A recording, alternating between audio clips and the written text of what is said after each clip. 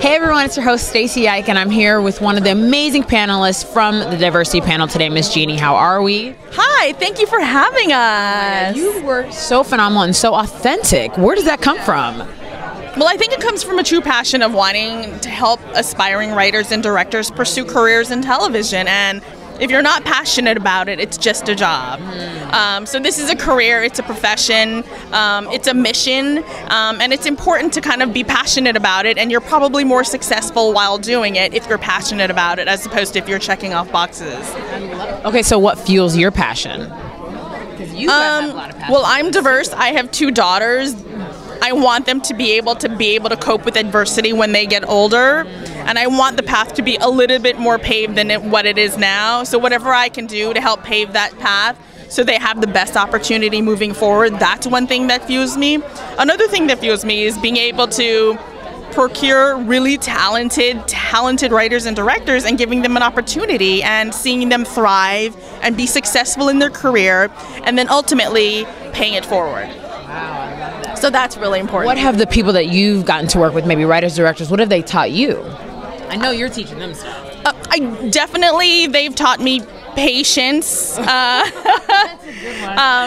And they've taught me, the fact that their passion for doing whatever it takes, especially writing and directing, just because you start and finish jobs so frequently that it really is a marathon, and the harder you work at it and the more you persevere, it will pay off. Whereas I'm about the immediate gratification of getting them somewhere, and it's really about the long-term plan, the broader, bigger journey. Right, I love that. Have you had any roadblocks in your career that kind of made you maybe think twice, but you got over them, and how'd you handle that? You know, I think it's when you get the no's and you think you should have gotten the yeses when it comes to booking a director or getting a writer on staff, and you know they're perfect for the job, but they don't get it.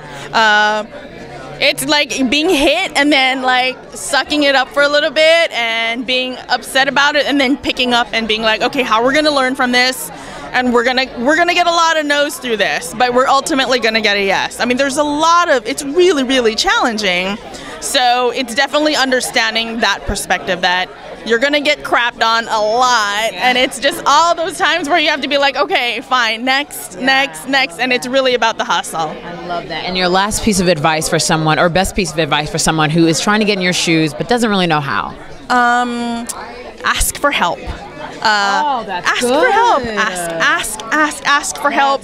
They will tell you no, and then you ask somebody else for help. And it's not help where they have to get you a job, but maybe it's help of introducing you to somebody else that may be able to get you that job.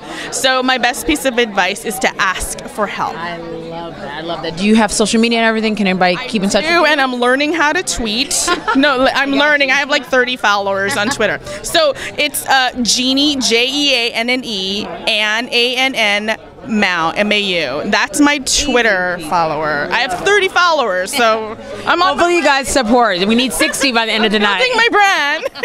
I love it. Thank you so much for joining. Thank you. Thanks for having me.